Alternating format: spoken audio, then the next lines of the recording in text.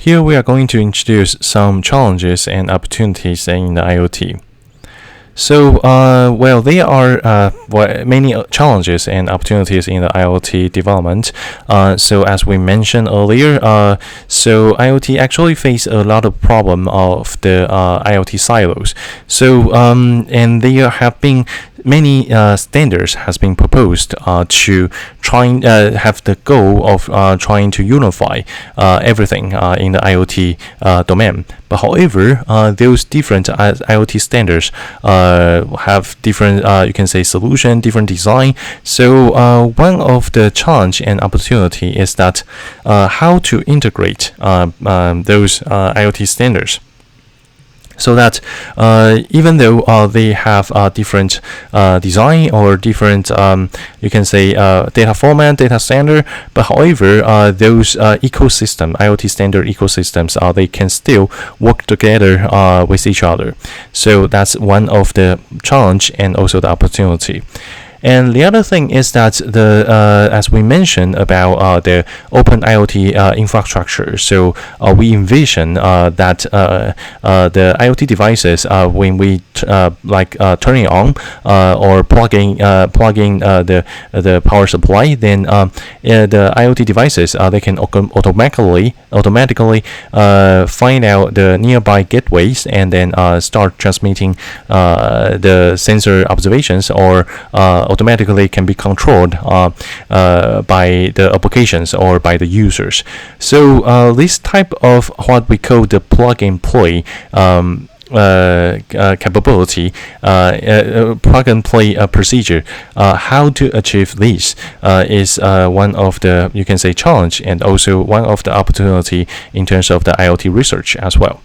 And we have some you can say, preliminary results in terms of this. And the other challenge and very real world challenge in the IoT is that the IoT actually, when you have a stable and continuous power supply, then the IoT can generate a large amount of sensor observations. So in this case, how to manage those big IoT data, and also how to efficiently process those large amount of IoT data, so that we can achieve the near real-time monitoring applications. That becomes, you can say, system architecture problem and also data management problem. So how to keep improving that, keep improving the performance of these data processing and also data management is one very interesting, you can say, research topic, especially considering the multi-dimension attributes in the IoT data. And the other important, you can say, challenge for the IoT is the location, or is the positioning. So, and which is actually very commonly, commonly skipped or omitted in many IoT industry. Because many of the IoT companies, they don't really care about the location of the IoT device. They just assume that, okay, so everyone, when they are using an IoT device, they will just give it a name. For example, this is the lamp in our living room. This is the the AC in our bedroom, or for example, like that, and then you will control it by using its name. But to be honest, if that's the only way that the IoT can work, it may not be so intuitive, and then especially considering in the future we are getting into the what we call the metaverse, or what we call the you can say, deeper level or more immersive human-computer interaction system. Then in this case, having just the naming of the IoT devices are just purely just not enough. So in this case, the location of the IoT device becomes a very expensive, you can say, expensive information. Why is that? First of all, if this IoT device is outdoor, then of course you can have one solution, which is by using the GNSS system to obtain its location, its three-dimensional location. But however, that also means that each of the IoT device it needs to have a GNSS receiver, so that it can collect receive the satellite signal and then to calculate the location of it.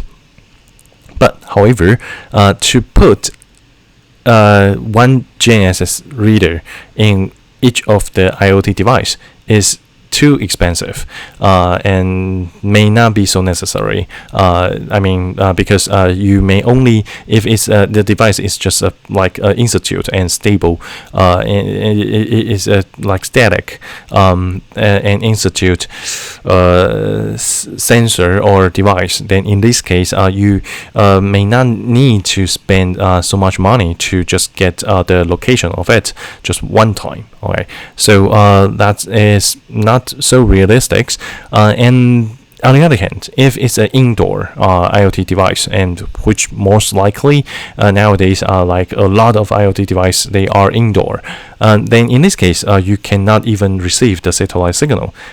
But however, the indoor positioning currently is not very accurate, or not accurate enough to provide, you can say, that to provide reliable location of the IoT device.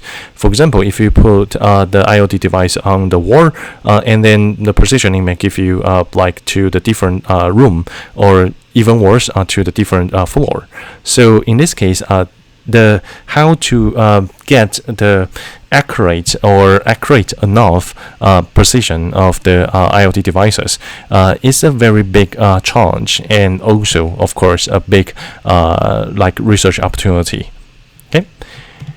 And then better power supply management, that's also of course kind of like the challenge in the IoT by default, or you can say cheaper and faster microcontrollers. That's also of course one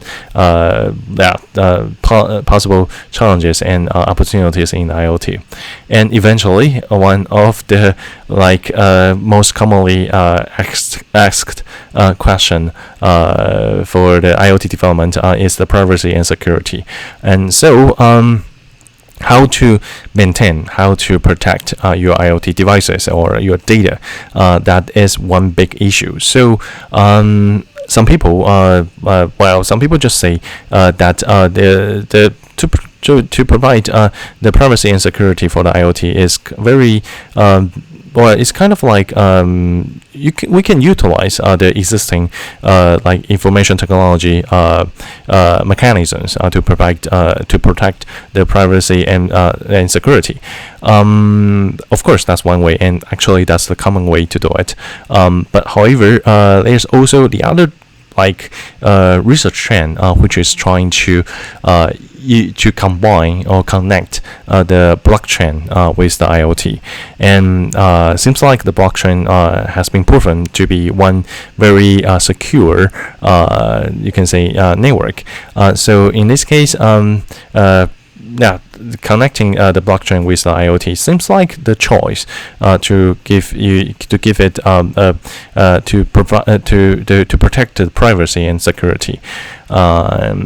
So that's also one big research you can say opportunity, and then whether or not it will become the you can say standard way or the go-to way for the reinvention of the IoT architecture or IoT infrastructure.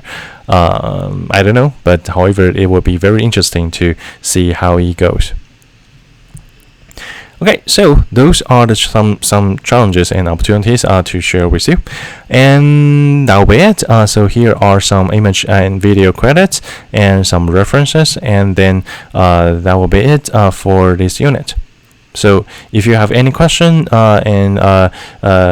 feel free to contact me or the TAs, and we will have many discussion items for this unit, which will be discussed in the class.